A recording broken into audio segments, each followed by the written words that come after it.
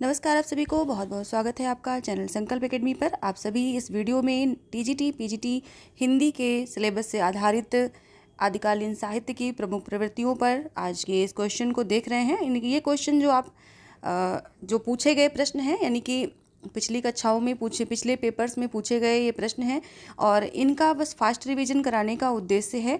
जैसे मैंने पिछली वीडियो में कहा था कि आप क्या करें कि जैसे हमने यहाँ पर एक क्वेश्चन बोला कि किस विद्वान ने हिंदी साहित्य के प्रारंभिक काल को वीरगाथा काल नाम दिया है, तो आपको पूरा क्वेश्चन इस तरह से ऑप्शन में देख करके पढ़ना, फिर उसके ये सब कुछ करने की आवश्यकता नहीं है। आप सीधे अपनी डायरी पेन या कॉपी या जो भी कुछ नोट पैड है आपका, उस पर आप बस डालिए वीरगाथा काल।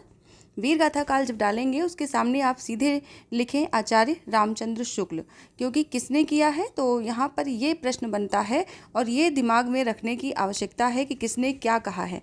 अब इस तरह से जैसे यहाँ पर ये घटना चक्र की बुक है, इसमें आप देख रहे हैं कि जैसे किसने किसको क्या कहा है, ठीक है, यानी आदिकाल को किसने क्या कहा है, ये आपको यहाँ पर एक ही व्याख्या में सारी चीज़ें मिल जाएंगी। तो आपको अपने या तो टाइम हो तो आप नोट करें, वरना इसी को हाइलाइटर लगा लगा करके बस रिवाइज करते जाएं। जैसे कि डॉक्टर ग्रियर्सन ने चारण काल कहा है, मिश्र बंधुओं ने प्रारंभिक काल कहा है, डॉक्टर गणपत चंद्र गुप्त ने प्रारंभिक काल कहा है, आचार्य रामचंद्र शुक्ल ने वीरगाथा काल कहा है और राहुल सांकृत्यायन ने सिद्ध सामंत काल कहा है, महावीर प्रसाद द्विवेदी ने बीज वपन काल कहा है।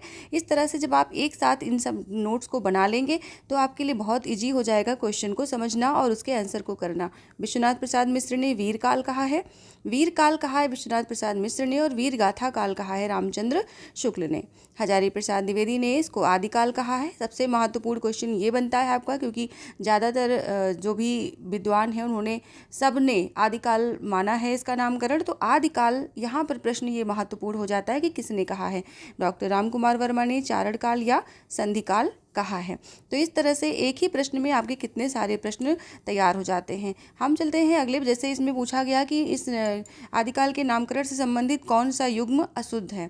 अब आपने ऊपर अभी अभी सारे जो है काल पढ़े हैं, जैसे कि बीजवपन काल। अब आपको यहाँ पर फटाफट बता देना है कि कौन सा युग्म अशुद्ध है। यानी सिद्ध सामंत युग क्या राहुल सांकृत्यायन ने कहा है?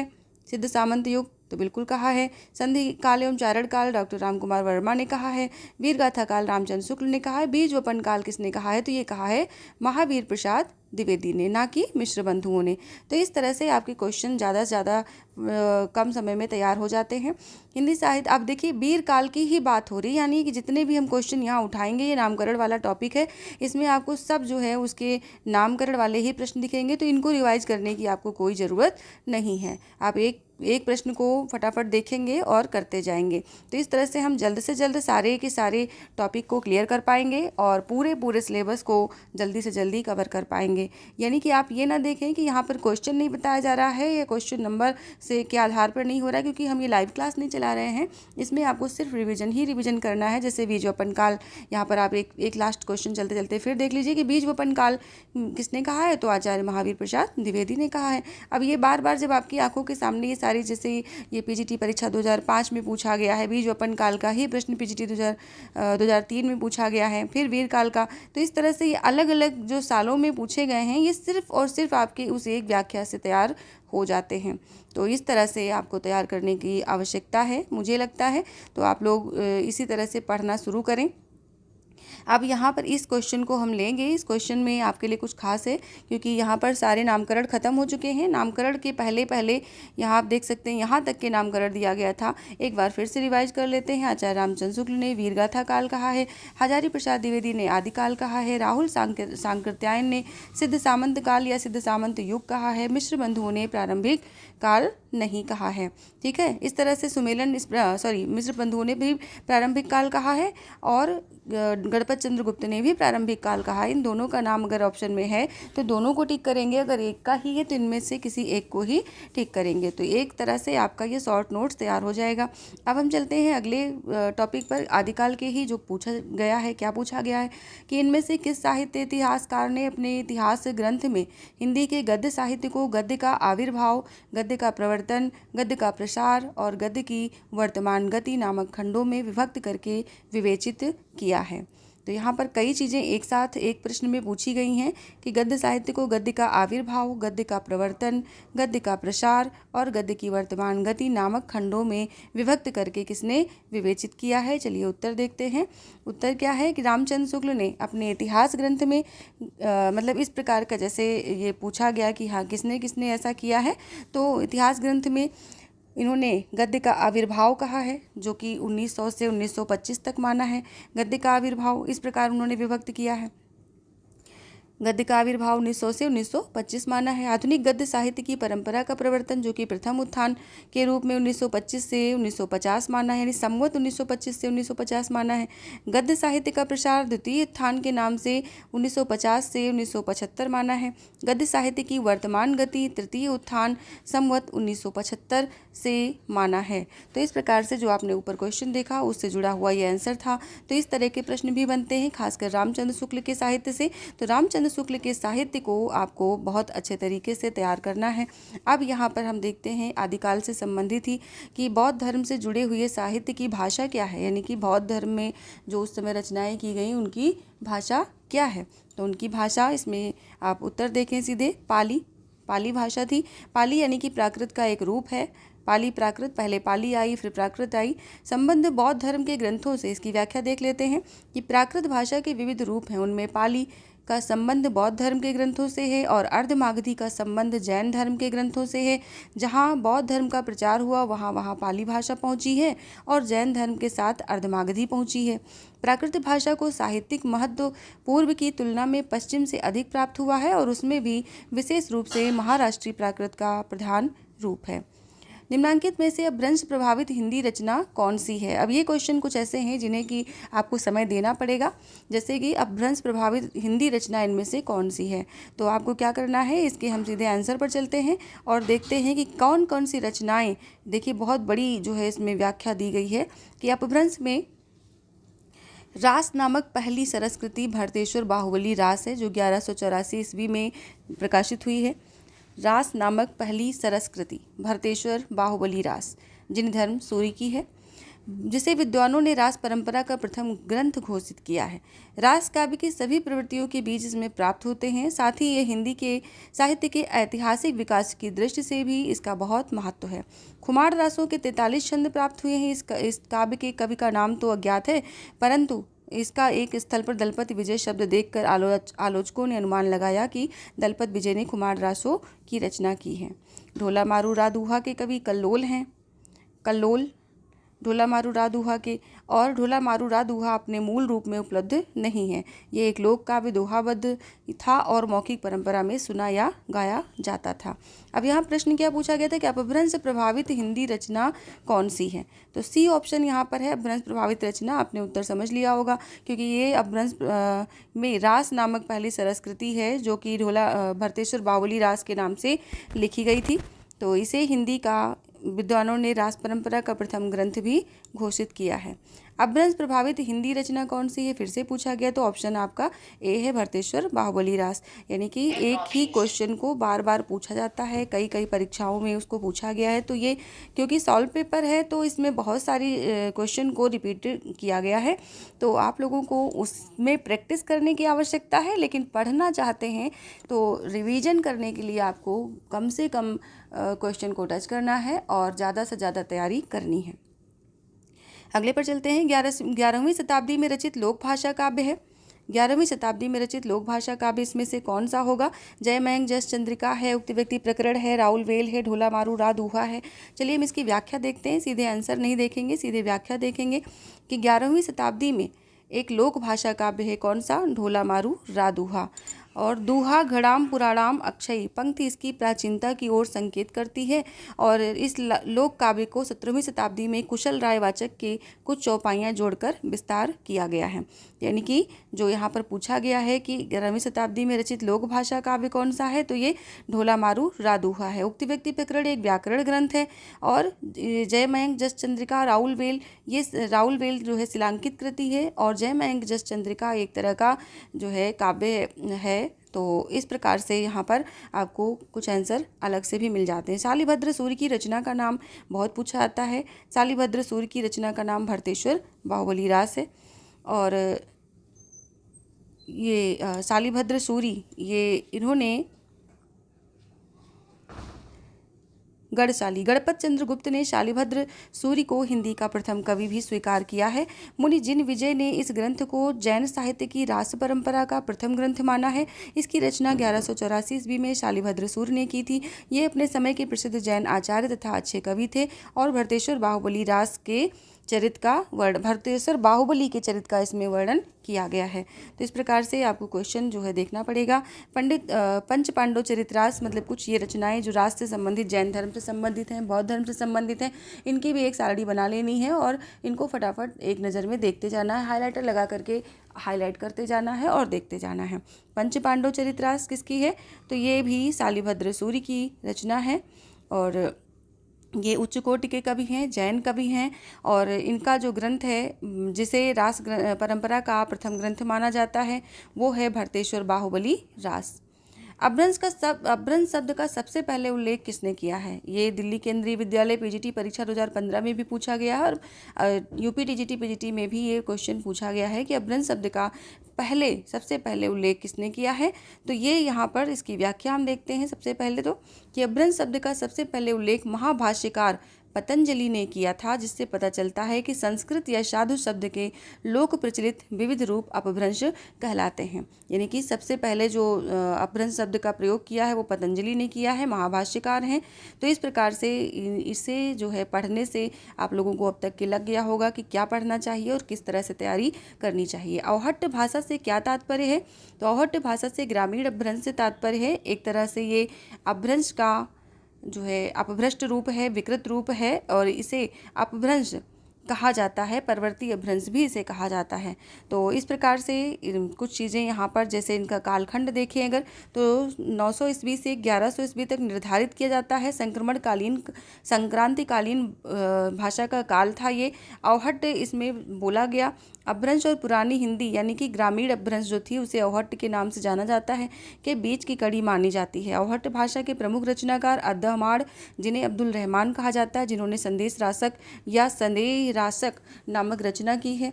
दामोदर पंडित उक्ति व्यक्ति प्रकरण, इन्होंने इसी अवहट्ट में रचना की है दामोदर पंडित ने। और ज्योतिरीश्वर ठाकुर ने वर्ण रत्नाकर की रचना की है। विद्यापति ने कीर्तिलता की रचना की है जो कि अपभ्रंश भाषाओं में प्राप्त होते हैं। अवहट्ट में शिक्षा शब्द के लिए कौन सा रूप मिलता है? ये प्रश्न केंद्रीय विद्यालय पीजीटी 2015 की परीक्षा में पूछा गया है। शिक्षा का शब्द जो है, शिक्षा शब्द के लिए इन्होंने कौन सा रूप दिया है? तो शिक्षा दिया है। तो अपभ्रंश के परवर्ती रूप को अवहट्ट नाम दिया गया है और अवहट्ट में शिक्षा शब्द के लिए शिक्षा रूप मिलता है। अधिकांश साहित्य इतिहासकारों के अनुसार हिंदी के प्रथम कवि कौन हैं? हिंदी के प्रथम कवि वाले क्वेश्चन को आपको कई मोड से देखना पड़ेगा, कई नज़रिए से देखना पड़ेगा। जैसे अभी इसकी हम व्याख्या देखते हैं। फिलहाल तो सी ऑप्शन इसका सही है, सरहपाद, जिनका कि नाम सरहपा कहा जाता है। तो अब अधिकांश साहित्यकारों के अनुसार हिंदी के प्रथम कवि का नाम सरहपाद है, जिसे कि राहुल सांकृत्यायन ने 7वीं शताब्दी ईस्वी के जो सरहपा हैं उनको हिंदी का प्रथम कवि माना है। इनका मूल नाम राहुल भद्र था। राहुल भद्र सरहपा का मूल नाम है और इन्हें सरहपा भी कहा जाता है, सरोज वज्र भी कहा जाता है तथा पद्म वज्र भी कहा जाता है। वह बौद्ध धर्म की वज्रयान और सहजयान के प्रवर्तक तथा 84 सिद्धों में से एक थे। उनकी कविता में अपभ्रंश का साहित्यिक रूप छूट गया है। बोलचाल की भाषा जो आरंभिक हिंदी है प्रयुक्त हुई है। सरहपाद की रचनाओं का संपादन राहुल सांकृत्यायन ने दोहा कोश नाम से किया है। अन्य कुछ तथ्य यहाँ पर और दिए हैं कि गणपत चंद्र गुप्त ने शालिभद्र सूरी को हिंदी का प्रथम कवि माना है। डॉक्टर राम कुमार वर्मा ने स्वयंभू को हिंदी का प्रथम कवि स्वीकार किया है और राहुल सांकृत्यायन ने सरहपा को स्वीकार किया है। इसको याद करने के लिए आप सिर्फ 2 शब्द याद रखें, गढ़शाली और राम स्वयं। ठीक है, इस तरह से तैयार कर सकते हैं। और शॉर्ट ट्रिक आप बहुत ज़रूरी है अपनाना, अपने मन से बनाना। किसी भी क्वेश्चन को अच्छे से समझने के लिए शॉर्ट ट्रिक बहुत ज़रूरी है। परीक्षा में यही काम आती है क्योंकि उस समय हमें हर तरफ से हर तरह से हर विकल्प सही लगने लगता है। तो उस समय में हमें ये जो ट्रिक है वो हमारी बहुत ज़्यादा यूज की होती है। तो इसलिए किसी भी इस तरह की तथ्यात्मक चीज़ों को याद करने के लिए ट्रिक का यूज ज़रूर करें। अगर ट्रिक आपको चाहिए या अच्छी लगती है तो पुरानी वीडियोज़ मेरी पड़ी हैं, उनमें भी देख सकते हैं। वरना मैं जब पढ़ाती हूँ, तो ऐसे ही पढ़ाते पढ़ाते बीच में आपको कुछ चीज़ें देती जाऊँगी, ट्रिक एंड टिप्स, उनको आप अपने पास नोट करते जाइए। हिंदी के किस इतिहासकार के मतानुसार शालिभद्र सूरी हिंदी के प्रथम कवि हैं? तो अभी हमने कहा था ना गढ़शाली, अब आप ध्यान रखिए इसको कि शालिभद्र को पूछा गया है और किसने माना है, तो डॉक्टर गणपत चंद्र गुप्त ने माना है। सिद्धों का प्रथम कवि कौन है? तो सरैपा है। सरैपात को हिंदी का प्रथम कवि किसने माना? राहुल सांकृत्यायन ने माना। राहुल जी ने हिंदी भाषा का प्रथम कवि किसे स्वीकार किया है? सरैपा को स्वीकार किया है, जो कि सिद्धों में सबसे प्रथम है। हिंदी का प्रथम कवि कौन है? सरैपा है। स्वयंभू को हिंदी का प्रथम कवि कौन मानता है? तो राम कुमार वर्मा मानते हैं, यानी स्वयं राम अपने आप को हिंदी का प्रथम कवि मानते हैं। स्वयं राम या राम स्वयं जैसे भी याद कर पाएँ, राम कुमार वर्मा ने स्वयंभू को माना है।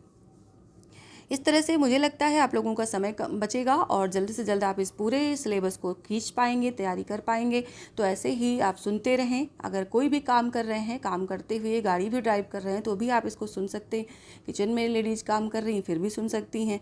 तो इस तरह से सुनने से बहुत सी चीज़ें तैयार होती हैं। तो मेरा ये एक्सपीरियंस रहा है कि बार बार सुनने से चीज़ें तैयार हो जाती हैं। तो आप लोग भी इसका जो है फ़ायदा उठाइए। और कभी कभी दूसरों के अनुभव हमारी ज़िंदगी बदलने के लिए बहुत काम के होते हैं। तो मुझे लगता है आप लोगों को ऐसे सुन सुन करके तैयार करना चाहिए। सहजयान के प्रवर्तक इनमें से कौन है? सहजयान के प्रवर्तक सरैपा हैं, और जिन्हें कि राहुल भद्र जिनका मूल नाम है, जिन्हें पद्म वज्र नाम से भी जाना जाता है, सरोज वज्र नाम से भी जाना जाता है। आचार्य हजारी प्रसाद द्विवेदी ने अपभ्रंश को क्या कहा है? ये प्रश्न इंपॉर्टेंट है, देखिएगा। पुरानी हिंदी कहा है। आचार्य हजारी प्रसाद द्विवेदी ने अपभ्रंश को पुरानी हिंदी कहा है। और अपभ्रंश हिंदी के संबंध में ये मत व्यक्त किया है। मत भी यहाँ देखना पड़ेगा कि इस प्रकार 10वीं से 14वीं शताब्दी का काल, जिसे हिंदी का आदिकाल कहते हैं, भाषा की दृष्टि से अपभ्रंश का ही बढ़ाव है। इसी अपभ्रंश के बढ़ाव को कुछ लोग उत्तरकालीन अपभ्रंश कहते हैं और कुछ लोग पुरानी हिंदी। 12वीं शताब्दी तक निश्चित रूप से अपभ्रंश भाषा ही पुरानी हिंदी के रूप में चलती थी, यद्यपि उसमें नए तत्सम शब्दों का आगमन शुरू हो गया था। इस प्रकार के वे अपभ्रंश को हिंदी से अलग रखना चाहते हैं। फिर भी उन्होंने अपभ्रंश के उत्तरकालीन साहित्य को आदिकाल की सामग्री मानकर उसका विवेचन किया है। रामचंद्र शुक्ल ने पुरानी हिंदी को ही प्राकृताभास हिंदी कहा है, यानी हजारी प्रसाद द्विवेदी ने इसको पुरानी हिंदी कहा अपभ्रंश को, और रामचंद्र शुक्ल ने इसको प्राकृताभास हिंदी कहा है। 10वीं से 14वीं शताब्दी के साहित्य को किस विद्वान ने आदिकाल के अंतर्गत रखा है? तो ये रखा है हजारी प्रसाद द्विवेदी जी ने। 10वीं से 14वीं शताब्दी के जो बीच का काल है उसे आदिकाल कहा है।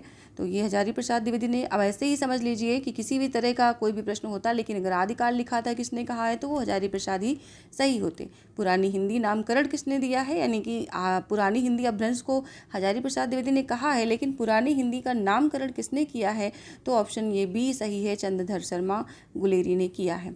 पंडित चंद्रधर शर्मा गुलेरी पहले विद्वान हैं जिन्होंने स्पष्ट शब्दों में ये घोषणा की थी कि उत्तर अपभ्रंश ही पुरानी हिंदी है। उन्होंने राजा मुंज को पुरानी हिंदी का प्रथम कवि स्वीकार किया है। यानी कि आप देखेंगे कि यहाँ पर चंद्रधर शर्मा गुलेरी ने भी राजा मुंज को पुरानी हिंदी का प्रथम कवि स्वीकार किया है। ये प्रश्न भी इम्पोर्टेंट है। आचार्य रामचंद्र शुक्ल ने गुलेरी जी के लेख के आधार पर अपने इतिहास में आदिकाल के अंतर्गत उत्तर अपभ्रंश की रचनाओं को यह मानते हुए भी स्थान दिया कि उनके आधार पर उस काल की कोई विशेष प्रवृत्ति निर्धारित नहीं की जा सकती।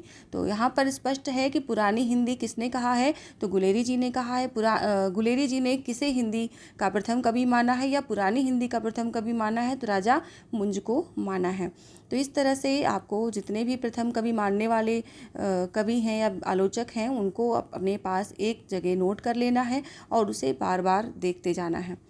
पंडित चंद्रधर शर्मा गुलेरी ने किसको पुरानी हिंदी का प्रथम कवि स्वीकार किया, तो राजा मुंज को स्वीकार किया। बार बार ये प्रश्न आएगा, इसको देखते रहिएगा। अपभ्रंश का वाल्मीकि किसे कहा जाता है, बहुत महत्वपूर्ण प्रश्न है। अपभ्रंश का वाल्मीकि किसे कहा जाता है, तो ऑप्शन डी सही है, स्वयंभू को कहा जाता है। अच्छा, वाल्मीकि क्यों कहा जाता है, क्योंकि इन्हें जो है स्वयंभू को डॉक्टर राम कुमार वर्मा ने हिंदी का प्रथम कवि स्वीकार किया है। और ये जो स्वयंभू हैं, ये एक तरह से रचना करने वाले पौमचरियम यानी कि राम कथा की रचना इन्होंने की है। और इस राम कथा की रचना करने के कारण ही इनको वाल्मीकि की श्रेणी में रखा गया है। और इनकी जो पौमचरियम है ये अपभ्रंश भाषा में है, इसलिए इनको अपभ्रंश का वाल्मीकि कहा जाता है। उम्मीद है आप लोग बहुत अच्छे से इसको समझ गए होंगे। स्वयंभू देव 8वीं शताब्दी निर्विवाद रूप से अपभ्रंश के सर्वश्रेष्ठ कवि माने गए हैं।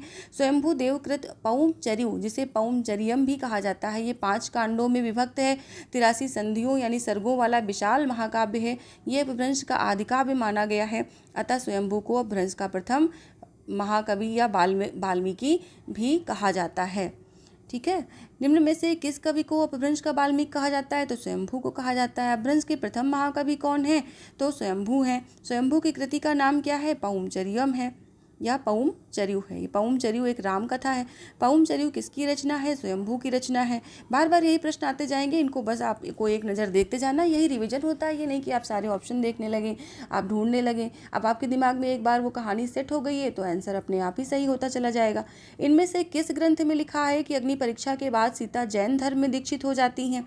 तो ये लिखा है पौमचर्यु में, यानी कि डी ऑप्शन में। इसकी व्याख्या देख लेते हैं कि पौमचर्यु स्वयंभू कृत चरित्र काव्य है, जो कि राम के चरित्र का काव्य है। ये 5 कांडों में विभक्त है, जिसमें इसके जो कांड है उनके नाम है विद्याधर कांड, अयोध्या कांड, सुंदर कांड, युद्ध कांड और उत्तर कांड।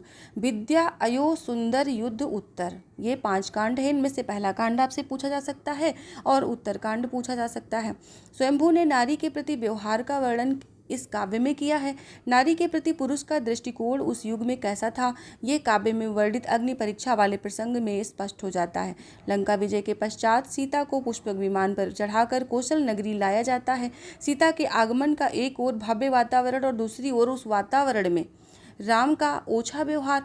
अग्नि परीक्षा से पूर्व सीता राम से कहती हैं कि आज मैं अपने सतीत्व की पताका फहराऊंगी, आग यदि समर्थ हो तो मुझे जलाए। जब मेरा मन शुद्ध है तो इस दिव्य शक्ति का क्या होगा। इस ग्रंथ में वर्णन है कि अग्नि परीक्षा के बाद सीता जैन धर्म में दीक्षित हो जाती हैं, ऐसा माना जाता है। लेकिन आप सभी इसके पीछे की सच्चाई जानते हैं, क्योंकि एक धार्मिक ग्रंथ से जुड़ी हुई कथा है। वाल्मीकि जी की रामायण में भी मिलता है और रामचरितमानस में भी मिलता है कि सीता की जो अग्नि परीक्षा हुई थी वो सिर्फ समाज के दिखावे के लिए हुई थी, क्योंकि समाज के लोगों को अपवाद से बचाने के लिए उनको हुई थी। जबकि सीता जी स्वयं जानती थी कि जब रावण उनको अपहरण करके ले जाता है उससे पहले ही राम ने उनको अग्निदेव को समर्पित कर दिया था। यानी कि सीता का जो रूप हमारे सामने था या समाज के सामने था, रावण के सामने था, वो उनका सूक्ष्म रूप था, वो उनका प्रतिबिंब था खाली। और वास्तविक सीता अग्निदेव को समर्पित की गई थी, अग्निदेव के पास सुरक्षित रखी गई थी और उसके बाद में वापस भी तो लाना था। तो अग्नि परीक्षा का ये एक तरह से कांड रचा गया और उसी में सीता अपने मूल रूप में वापस आती हैं। चलिए आगे बढ़ते हैं। इनमें से कौन सा ग्रंथ लौकिक चरित्र काव्य माना जाता है? ए ऑप्शन भविष्ययत् कहा। लोकप्रिय व्यक्तियों के चरित्र पर आधारित काव्यों के अतिरिक्त कई ऐसे चरित्र काव्य भी रचे गए जिसमें कथानायक या तो काल्पनिक होता था अथवा किसी लोक कथा से लिया जाता था। इस श्रेणी में धनपाल द्वारा रचित भविष्यत कहा का नाम उल्लेखनीय है। भविष्यत कहा भी इसका नाम है और भविष्यत कथा भी नाम है। यानी कि प्रश्न पूछा गया है कि इनमें से कौन सा ग्रंथ लौकिक चरित्र काव्य है, तो लौकिक चरित्र काव्य में इसमें धनपाल द्वारा ये रचना लिखी गई है जिसमें भविष्यत कहा उल्लेखनीय है। अपभ्रंश का भवभूति किसे कहा जाता है? अब यहाँ पर भवभूति वाला प्रश्न थोड़ा देखना पड़ेगा आपको कि भी एक तरफ आपसे पूछा गया कि वाल्मीकि किसे कहा जाता है और एक तरफ भवभूति किसे कहा जाता है। तो बी ऑप्शन यानी कि पुष्पदंत को कहा जाता है। अपभ्रंश का भवभूति पुष्पदंत, जो कि ये भी जैन कवि हैं, इन्हें कहा जाता है। स्वयंभू वाली श्रेणी में ही आते हैं। उन्हें अपभ्रंश का वाल्मीकि कहा जाता है और इन्हें कहा जाता है भवभूति। संस्कृत के कवि हैं ये सभी। D option पौमचर्यु। पुष्पदंत की कौन सी रचना नहीं है? पौमचर्यु। तो पौमचर्यु है किसकी रचना? तो ये सरैपा की है। महापुराण, जयकुमार चर्यु, जसहर चर्यु, ये सभी रचनाएं पुष्पदंत की हैं। पौमचर्यु पुष्पदंत की रचना नहीं बल्कि कवि स्वयंभू की रचना है। इनकी 2 अन्य रचनाएं रिठड़ेम चर्यु तथा स्वयंभू छंद हैं। पुष्पदंत की 3 रचनाएं मिलती हैं, महापुराण, जयकुमार चर्यु तथा जसहर चर्यु। कौन सी रचना स्वयंभू की नहीं है ये बताना है। तो अब इसमें आप देख सकते हैं महापुराण आपको दिख रहा होगा ऑप्शन में। महापुराण जो है वो पुष्पदंत की है, बाकी सभी रचनाएं स्वयंभू की हैं। खड़ी बोली में सबसे पहले काव्य सृजन करने वाले कवि कौन हैं? तो अमीर खुसरो हैं। ये इंपॉर्टेंट क्वेश्चन है। ठीक है। अमीर खुसरो, जिन्होंने कि सबसे पहले खड़ी बोली में काव्य सृजन किया था, यानी काव्य की रचना की थी। खड़ी बोली में सबसे पहले रचना करने वाले अमीर खुसरो कवि हैं।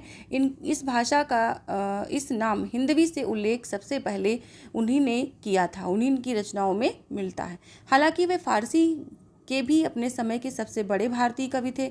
मुकरी यानी कि पहले लिखने का सर्वप्रथम प्रयास उन्होंने ही किया। अमीर खुसरो की प्रसिद्ध रचनाएं हैं खालिक बारी, बहुत बारी रचना पूछी गई है, ध्यान रखिएगा। खालिक बारी, पहेलियाँ, मुकरियाँ, दो सकुने तथा गजल, ये जो है पूछी जाती हैं। खड़ी बोली हिंदी में सर्वप्रथम रचना करने वाले कवि कौन हैं? तो अमीर खुसरो हैं। खालिक बारी के रचनाकार कौन हैं? तो अमीर खुसरो हैं। मुकरी लिखने का सर्वप्रथम प्रयास किसने किया? अमीर खुसरो ने किया। तो इस तरह से आप इनको सुनते जाएं और फटाफट याद करते जाएं। अमीर खुसरो की पहेलियों तथा मुकरियों का क्या उद्देश्य है? तो इनका जो उद्देश्य था वो था मनोरंजन के माध्यम से लोक व्यवहार की शिक्षा देना। बहुत ही विनोदी स्वभाव के थे, बहुत ही सहृदय थे और इन्हें जो है जनजीवन के साथ घुल मिल करके काव्य रचना करने में बहुत ही मज़ा आता था, इसीलिए इनका बहुत महत्वपूर्ण स्थान है। जनता के मनोरंजन के लिए पहेलियाँ और मुकरियाँ लिखते थे। आदिकाल में खड़ी बोली को काव्यों की भाषा बनाने वाले ये पहले कवि हैं। उनके द्वारा रचित ग्रंथों की संख्या 100 बताई जाती है, जिनमें से अब 20-21 ही उपलब्ध हैं। निम्न में से कौन शिलांकित कृति है? तो राउल वेल एक शिलांकित कृति है, यानी कि ये कागजों पर नहीं मिलती है बल्कि शिला पर मिलती है, यानी कि चट्टान पर मिलती है। गद्य पद्य मिश्रित रचना है, इसे चंपू काव्य की श्रेणी में रखा जाता है। जिस रचना में गद्य और पद्य दोनों होते हैं वो चंपू काव्य कहा जाता है। प्राचीनतम हिंदी कृति है, इसकी रचना राउल नायिका के नख सिख वर्णन के प्रसंग में हुई है। आरंभ में कवि ने राउल के सौंदर्य का वर्णन पद्य में किया और फिर गद्य का प्रयोग किया गया है। इस कृति का रचयिता रोड़ा नामक कवि माना जाता है। राउल वेल्स से हिंदी में नक्सिक वर्णन की श्रृंगार परंपरा आरंभ होती है। इसकी भाषा में हिंदी की 7 बोलियों के शब्द मिलते हैं, जिनमें से राजस्थानी प्रधान है। राउल वेल किस तरह की रचना है? ये गद्य पद्य मिश्रित चंपू काव्य है। निम्नलिखित में से कौन व्याकरण ग्रंथ के रूप में प्रतिष्ठित है? तो उक्ति व्यक्ति प्रकरण जो है वो व्याकरण ग्रंथ है। उक्ति व्यक्ति प्रकरण व्याकरण के रूप में प्रतिष्ठित है। महाराजा गोविंद चंद्र के सभा पंडित दामोदर शर्मा ने 12वीं शताब्दी में इस पुस्तक की रचना की थी। डॉक्टर हजारी प्रसाद द्विवेदी के शब्दों में देखा जाए तो उक्ति व्यक्ति प्रकरण एक महत्वपूर्ण ग्रंथ है, अत्यंत महत्वपूर्ण ग्रंथ है। हिंदी व्याकरण की ओर उस समय ध्यान दिया जाने लगा था, ये भी इस पुस्तक से सिद्ध होता है। तो इसलिए भी ये बहुत ज़्यादा ज़रूरी है जानना आपके लिए। ये प्रश्न वैसे तो बहुत इंपॉर्टेंट वैसे भी है, क्योंकि ये एक तरह से पहला व्याकरण ग्रंथ भी माना जाता है। मैथिली हिंदी में रचित गद्य की पुस्तक वर्ण रत्नाकर डॉक्टर सुनीत कुमार चटर्जी और पंडित बबुआ मिश्र के संपादन में बंगाल एशियाटिक सोसाइटी से प्रकाशित हुई थी। उक्ति व्यक्ति ये ग्रंथ है, उक्ति व्यक्ति प्रकरण ये व्याकरण ग्रंथ है। कौन सी रचना व्याकरण ग्रंथ है? उक्ति व्यक्ति प्रकरण है। कौन सी भाषा आदिकाल की है? ब्रज भाषा, खड़ी बोली, डिंगल पिंगल अवधि। तो इसमें जो ऑप्शन में आदिकाल की भाषा पूछी गई है तो वैसे तो ब्रज भाषा है, लेकिन डिंगल पिंगल भी मिलती है। तो डॉक्टर नगेंद्र ने अपनी पुस्तक में हिंदी साहित्य के इतिहास में लिखा है कि काव्य रचना की 2 अन्य महत्वपूर्ण शैलियों का भी आदिकाल में विकास हुआ था, जिन्हें कुछ विद्वानों ने भाषा के नाम से अभिहित कर एक भ्रम पैदा कर दिया। ये शैलियाँ हैं डिंगल तथा पिंगल। आदिकालीन हिंदी साहित्य में वीर रस की रचनाओं में डिंगल शैली का प्रयोग होता है तथा कोमल भावों की अभिव्यंजना में पिंगल शैली का प्रयोग होता है। जब कभी डिंगल शैली का प्रयोग करता था तो वो हिंदी बोलियों के कर्कश शब्दों को अपनाता था और पिंगल शैली के प्रयोग में धीरे धीरे और कोमल शब्दावली का विकास हो रहा था। डिंगल की कर्कश शब्दावली सीमित थी, अतः इस शैली के साहित्य का अधिक विस्तार नहीं हो सका। पिंगल शैली लोकप्रिय होती चली गई और उसका ब्रज भाषा में विगलन हो गया। जो लोग डिंगल को राजस्थानी भाषा का पर्याय मानते हैं वे भूल करते हैं। वस्तुतः राजस्थान के आदिकालीन साहित्य की भाषा हिंदी की ये दोनों ही शैलियाँ चारणों भाटों द्वारा प्रयुक्त होती थीं तथा भक्तिकाल और रीतिकाल में भी उनके प्रयोग की वह क्षीण परंपरा चलती है। इसी आधार पर यह कहा जा सकता है कि आदिकाल की भाषा ब्रज भाषा है, खड़ी बोली आधुनिक काल की तथा अवधि मध्यकाल की भाषा है। वैसे ये इस क्वेश्चन में मुझे डाउट लग रहा है, क्योंकि ये ब्रज भाषा वाला जो ऑप्शन है ये मुझे पूरी तरह से सही नहीं लग रहा है, क्योंकि हर जगह हम लोगों को डिंगल पिंगल ही भाषा मिलती है। राजस्थानी मिश्रित भाषा जो है डिंगल कहलाती है और जो ये राजस्थानी प्लस ब्रज मिश्रित भाषा डिंगल कहलाती है। और जो कोमल शब्दों में भाषा लिखी गई वो पिंगल है, जो कठिन शब्दों में कठोर शब्दों में लिखी गई वो डिंगल है। तो इस तरह से इस क्वेश्चन पर आप लोगों की राय मैं ज़रूर चाहूँगी फ़िलहाल, और नहीं तो मेरे हिसाब से आपको यहाँ पर डिंगल पिंगल ही टिक करना चाहिए। रासो ग्रंथ किस भाषा में लिखे गए थे? तो ये डिंगल पिंगल में लिखे गए थे, डिंगल पिंगल भाषा में। और चारण साहित्य किस साहित्य का दूसरा नाम है? तो ये रासो साहित्य का दूसरा नाम है। चारण यानी रासो एक तरह से गान था, एक तरह से गान यानी कि गाना गा करके चारण लोग जो है वो उद्बोधित करते थे। डॉक्टर ग्रियर्सन और रामकुमार वर्मा ने प्रथम काल को चारण काल नाम दिया। इस काल में राजाश्रित कवि अपने आश्रयदाता राजाओं के पराक्रमपूर्ण चरित्रों या गाथाओं का वर्णन करते थे। यही प्रबंध परंपरा रासो के नाम से जानी जाती थी। इसे वीरगाथा काल भी कहा गया है। रामचंद्र शुक्ल ने वीरगाथा काल कहा है और इसकी 12 रचनाओं का उल्लेख भी उनके द्वारा किया गया है। रासो साहित्य के नाम से भी जाने जाती हैं। इनके प्रमुख ग्रंथ हैं विजयपाल रासो, जिसकी रचना नल्ल सिंह ने की है, हम्मीर रासो, जिसकी रचना सारंगधर ने की है, खुमार रासो की रचनाकार दलपत विजय के रूप में प्राप्त होते हैं, बिसल देव रासो नरपत नाल की रचना है, पृथ्वीराज रासो चंदबरदाई कृत है और परमाल रासो जगनिक कृत है। अन्य महत्वपूर्ण तथ्य इसके बारे में देख लेते हैं कि सिद्ध साहित्य के इतिहास में 84 सिद्धों का उल्लेख मिलता है। सरहपा, सबरपा, लुइपा, विरूपा, डोम्बिपा, कड़पा, कुक्कुरिपा आदि सिद्ध कवि हैं। नाथपंथी योगी अलग जगाते हैं। नाथपंथी जिन ग्रंथों को प्रमाण मानते हैं उनमें सबसे प्राचीन हठ योग संबंधी ग्रंथ घेरंड संहिता और शिव संहिता है। गोरखनाथ द्वारा रचित प्रमुख कृतियाँ हठ योग, गोरक्षनाथ, ज्ञानामृत, गोरक्षकल्प आदि हैं। जैन साहित्य प्राकृत एवं संस्कृत भाषा में मिलते हैं। जैन साहित्य के लेखक अगरचंद्र नाहटा थे। जैन साहित्य जिसे आगम कहा जाता है, इनकी संख्या 12 बताई जाती है। तो दोस्तों, आप लोगों को इस तरह से रिवीजन करना पसंद है तो वीडियो को लाइक करें, शेयर करें, चैनल पर पहली बार आएँ सब्सक्राइब करें। आज के लिए इतना ही। नेक्स्ट वीडियो में हम फिर से इसके आगे के क्वेश्चन को लेकर के आएंगे। पूरे घटना चक्र को सॉल्व कराना, इससे पहले मैंने हिंदी साहित्य सम्यक समाधान को सॉल्व कराया था और अब घटना चक्र के सारे क्वेश्चन को आप तक व्याख्या पहुँचाना, ये मेरा उद्देश्य है। और आप लोग फटाफट इस पूरी बुक का रिवीजन ऐसे ही कर सकते हैं। उम्मीद है आप लोगों को क्लास अच्छी लगी होगी। चलिए, अभी के लिए आप सबसे विदा चाहती हूँ। सभी को शुभ संध्या, शुभ रात्रि, गुड नाइट।